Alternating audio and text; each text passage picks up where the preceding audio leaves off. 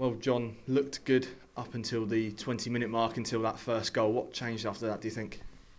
And nothing from our point of view. We from the sidelines, we were really happy with the way that we started the game. We got on the front foot, we got a shot off early, kept the pressure on West Brom, made it really, really difficult for them to get anything. And it was pleasing. We settled into the game really well.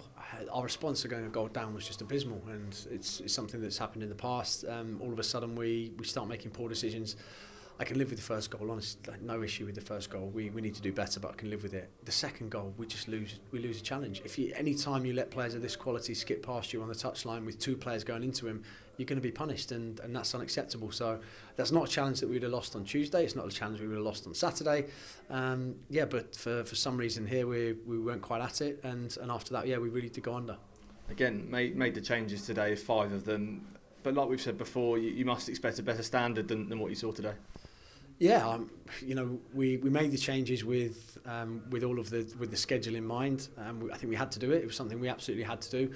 I still look back in the game, I would have made the same decisions. The players that we've got coming in have played plenty of football, probably apart from Christian's probably the only one that hasn't had a significant amount of football over the past few weeks. But all the guys have played football, and when we looked, like we were sticking to the game plan, putting our foot in, winning challenges, we looked like a good side. But when we came off it, we looked like a really poor side. 4-0 down at half time. What can you say to your players at the break with such a big scoreline? We just tried to make sure that we did try and get a bit of pressure on the ball. The game obviously changes. West Brom changed the way that they play. It becomes a bit easier, I think, in certain moments. And some moments becomes a bit more difficult because there's a lot of freedom there. So, the message was that we hadn't shown any pride in the first half. There was no pride in the performance, and the only thing we could do in the second half was go out and show a bit of that pride, because it just wasn't good enough. Thomas Waddingham on for his debut in, of course, difficult circumstances, but his first goal for the club today. Yeah, and I'm really, really pleased for him, and for him to come on and make an impact so quickly. I think he'll be absolutely thrilled with, and to get a taste of the level as well. Probably really, really important thing for Tom to get a taste of the level, and he came on, probably could have had a couple, but took his goal well. And I know we say it every time, but you must be sort of astounded, not sure if that's the right word, but the level of support, throughout the whole game, but particularly at the end there, where the noise levels are deafening despite a 5-1 defeat.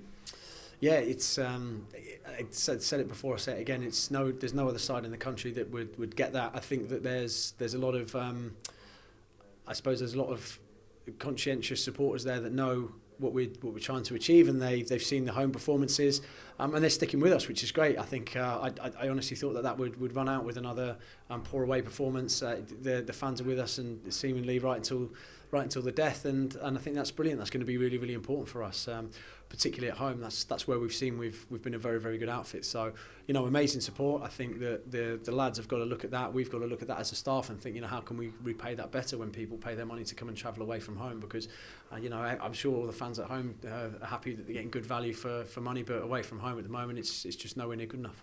And is it a case of wanting to put this at the back of players' minds, or do they need to sort of take this and know what to improve on ahead of Tuesday? A tough one, really, because I think we sort of need to be very, very positive going into Tuesday. I think as we have been going into the home games, so positive going into Tuesday, knowing that we've got that capability of whatever's going on at Fratton Park at the moment, we can go and put teams under a huge amount of pressure. So I think just take all those positives into Tuesday, into Saturday, and again we're continually trying to address this away form, continue trying to make it different than it has been, and that's a problem for us, I think, in 2 weeks' time.